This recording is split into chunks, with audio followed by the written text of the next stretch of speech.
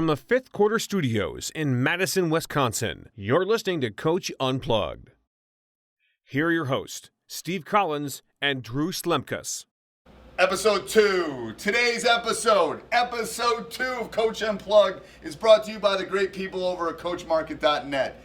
Go check it out. Great site. You know, I'm self-promoting, but it's a great site. I think it'll help you. It doesn't cost you anything. Great videos, great articles, great services. You know, go support me and my business to help us bring more videos and more things and a little bit of light to the game of basketball. So episode 2 of Coach Unplugged.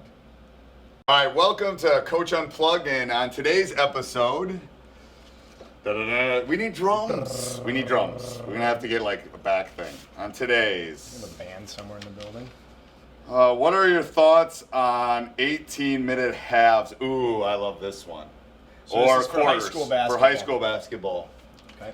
Because I believe now you can tell you've been around the country more with your previous job that I think some associations already have 2 18-minute halves. There are some that currently do. Like that. Minnesota, I know does. I think California might have an 18-minute half as well. And most high school teams tend to go for 8-minute quarters, Yes. right? Yep. In Illinois, it's that way for sure. So I have a really strong feeling on this. What's your feeling on this? I mean, I'm fairly indifferent. I guess. Whoa. Yeah, I know. I am indifferent about a topic.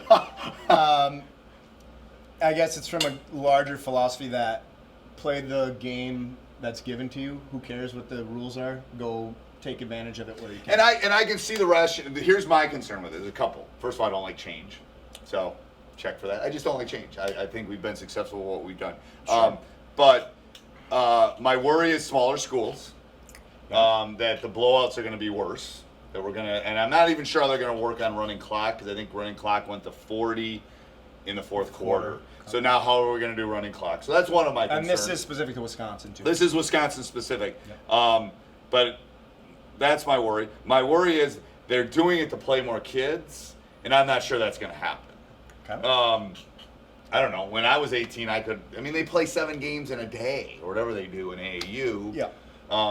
Having been from a small town. Right. And having 5 guys on my JV team when I was a freshman, and playing every minute that I could, so unless I was in foul trouble, I wouldn't have cared. 4 more minutes is not going to affect it. I would have loved it because I get to play 4 more minutes. I think teams that are successful right now, they have to adapt to it. They have to change their systems to it. Right. I think from a conditioning standpoint, it's manageable. I don't think. I mean, you think somebody like our point guard last year, Sharif, who could have played probably 17 games in a day. Didn't matter. I don't think he tires. He's one of those guys that does not tire. So I'm not sure it's going to have as big an influence as people think it is. Yeah. I think we should. I leave the game. And I guess my argument against it would be, what's the purpose of the change? Why the impetus for the change? Why the need for the change to 18 minutes? What is the actual benefit? I mean, I don't want to speak for the WIA, but I think it's they want more kids to play, which I don't think is necessarily going to be the case. The only argument might be, okay, we're trying to get them ready for the college game, which is 2 20-minute halves. Yeah. Okay, but then the girls' NCAA went back to quarters. Okay. So we're helping the boys out, but we're really not helping the girls out. Yeah. You know what I mean? Because the girls went back to quarters now at the NCAA level. Yeah, and I think playing extra bodies, no offense to the WIA and their mission, or I guess any greater sports organization's mission, but these are competitive varsity athletes. Right. We cut. Right. Yeah. Not everyone is going to make every team, and at some point that lesson needs to be taught and learned. Right. And you can be a part of a team and never play minutes, and I think that's okay. Because you learn to value having a lesser. Well, that goes to a whole deeper of what does a team do? Sure. How does it teach you about life? I mean, we I both personally, agree on that. I guess, would have, if we were going to make a change about anything time-wise in the game, I would have rather seen a shot clock be implemented than an 18 minutes. Okay. Or add 4 extra minutes to the game. I played with a shot clock in college. Did you even notice it? Never. Yeah. Ever. I mean, a shot clock, first of all, I don't think it's ever going to happen when I'm coaching high school because of cost. Yep. Because you got to mount it on the backboard, and you got to teach somebody to run it. Running it's hard. Yeah. Well, I mean it's sort of, yeah. Relatively I've run enough speaking. shot clocks in my day. Right. When the ball hits the rim. Yeah, but it's hard in a high school game to be able to maybe see People that. panic and they get panic and it's replay and you don't want to put it on the floor because Uncle Joe might stand in front of it in the fourth quarter or the second half now. For sure. But it's a 1-year trial, so I'll give them credit on the 1-year trial. So they're going to give it a shot and see how it feels. Having coached it in Minnesota, I'm not sure it changes the flow of the game. Do you think it does? I'm not sure it does. I would think it would lend itself to a better flow. You think it does? Because you don't have the quarters interrupting. I think coaches are going to have to adjust the timeouts and how you structure your lineup rotations. I think those are the two big things you have to evaluate. Okay, so let's talk about the timeout part. So you think timeouts are going to be a bigger part of... I think it will become a much bigger part of the game. Okay? Right. For instance, you could wait until the period between the timeout between the first and second quarter to make changes, to get adjust. rest for players, Yep. to make your adjustments. Say you're getting routed early in a game or your team isn't responding with the effort and energy, your next scheduled break isn't until 18 minutes into the game. So you're going to have to take timeouts earlier to maybe make these adjustments. And you don't and in the college game, and you don't have the TV timeouts and the breaks. You don't have those things. You don't have those. And the breaks. thing is, then so let's do you increase the total timeouts you get in a game? Is that a fair way to sort of address this situation? Maybe. I would have no problem. They give me another timeout. Yep. Give me another time to coach my kids. Great. 6 and here's timeouts. how I would argue it. You get 6, and like the college game, 1 goes away after the first half, no matter what. Done. So you have to use one of those 6 in there. That's the answer. I'm telling you, that's the answer. Give me another timeout, and it's like coaching in the summer. Yep. You don't use it in the first half, it burns and you lose it. And then people would use it. But so I'm you're saying not banking all 6 till the end of the second half or an end of a game situation. Right. But you're allowing yourself to have enough timeouts to make those adjustments at end of game situations. So what I'm thinking is going to happen too is, let's say you and I are coaching against each other and you're not playing real well and you've had to burn a couple in the first half, and now I know you're down to 2 or 3. Maybe I don't take one in the second half because I want the flow of the game to keep going. Yep. So I think there's that chess match. Sure. There's It adds another chess match. dimension to It that. does. There's no doubt about that. I think it does. And I don't think that's necessarily a good thing or a bad thing. But with going back to the small school thing, I think that's going to be an issue with not enough kids. Yeah. So let's say you're beating a team by 30, you give them another 4 minutes. You don't think that's going to extend? It's not going to shorten. It should extend. It should extend. That's what I'm saying. So I think we're going to have. Take it easy. I think we're going to have more Sure. blowouts. Yeah, we're going to have more blowouts. We're going to have more. We're going to have the smaller schools being able to have enough kids. You know what I'm saying? I mean, oh my God. Yeah. It's like. Yeah, I would say I was a rare athlete in Division 4. You're Division 4? We're 5 now. You're 5 now. We were 4 when I was in high school. So everybody plays in a Division 4. Well, yeah, and that's the problem. You have kids that aren't even athletes playing, that are out and they make the team just because you needed bodies. Right. And they can't handle playing extra minutes. Right. I mean, they can barely get up and down the court. You get them in a for minute or 2, period. and then it's like... Yeah. So I would, Do I think for the majority of us it's really making that big of an impact? No. I think we have to re-strategize. I think we have to rethink maybe how we teach things in practice so players take more ownership of things on the court. Yeah, I mean, you're not going to have that timeout. Yeah. Maybe your point guard being really heady is now much more important because they are the ones that organize the team on the court instead of you having to call that. Do you think it's going to affect what people do offensively and defensively? I think it could affect pressure. Yeah, I don't think, unless you're going to, I mean, there are very few teams that can play 15. I don't think you can pressure the whole game anymore. I would agree. I think that would be... I think that is taken away. I think you can try it, but I think at some point it's going You're going to lose its effectiveness. Yeah. And you may be able to do it early in the season, but by the end of the season, you're taking legs away.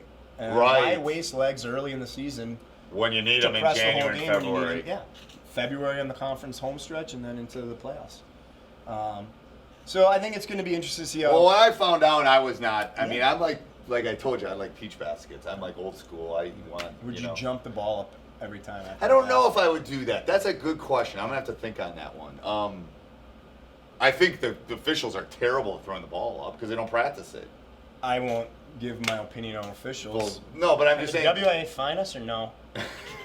No, but I'm just saying they're not used to... They only throw it up once. It's not even that hard. I know, but it's hard to get the timing. You do 2 You or don't 1? give them... Well, I don't officiate, but I would do 1 maybe. I'd do 1. It depends. Little kids have 1. Sometimes the big boys do 2. So where were we? Where was I going with that discussion? I don't know. You digressed. I did digress. That was your point, not mine. I know it was. Now I lost That's it. a Dartmouth education right there. So going back, yes, I would like to go back to old school. I would like 8 Division I teams back at the state tournament. I know that, yeah. So everybody else is getting what they want. Why don't the big schools get what they want? But that's a whole different. We're gonna save that one. We'll send that up to Stevens Point on a special one.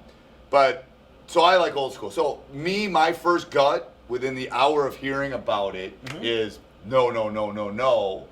But then as I digest it and start thinking about it, I think you're right. I don't think it's going to affect the game that much. I don't think it impacts it. And I think it would have affected the game more 15 years ago when kids weren't playing as many Sure. games. I think kids are just used to playing. Back-to-backs. Yeah. You play at 9 on Saturday, then you play at noon, then you play at 3, and then you got to come back Sunday. And it's like they're used to playing games. So I'm not sure an extra 4 minutes is really going to affect it in a varsity game. But you're right. There will have to be some tweaks on everything everybody does. I think that's inevitable, too. And I do buy the argument that it could be more difficult for those smaller schools. That's what I mean. I worry about girls' enrollments. As far as that, I worry about the small schools. I worry about the blowouts. I worry about the blowouts even in a Division II game or a Division I game. Yep. You're up 40. You're not going to sub. You're not going to sub your guys in and pull your starters out with 4 minutes to go. Because anything can happen. Anything can happen. So all of a sudden is like, when do you start subbing, and do you have to sub sooner? And I think that all the rotation stuff, 4 minutes, if they'd have made it 220 minutes, then it would have been a big difference, I think. Yeah, you're adding extra 8 minutes, an extra quarter to the game, essentially what you'd be doing if you went to 20. Yeah. And you're adding half a quarter here. You're adding half a quarter. It's an overtime.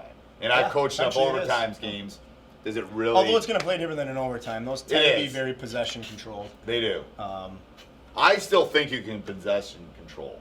I know I've read the arguments that this is going to take away the delay at the end of the first quarter and the end of the third quarter. Yeah. It's going to take away those things. But I'm still telling you, with 5 minutes to go and you're winning, you can still pull a ball out.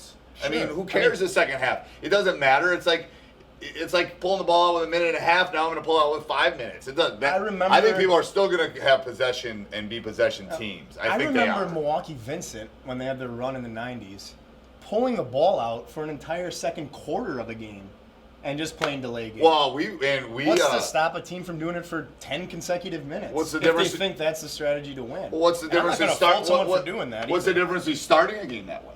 Exactly. That's the first thing. It's like, okay, you're going to sit in a zone. We'll sit and we'll take our 4 minutes right now and rest. Do you want to watch that for 36 minutes?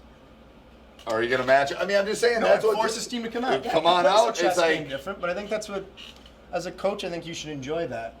Oh, I think that's good. We've sat at half court like this, and I don't know, was it Wesley's 05 in Middleton? We just come back from being in St. Louis and holding the ball here. Come get us. Let's go. Let's play. So, I'm 50-50. Yep. This might be one of our more agreeable things. Yeah, I think. I think I talked you off the ledge a little bit. Yeah, a little bit.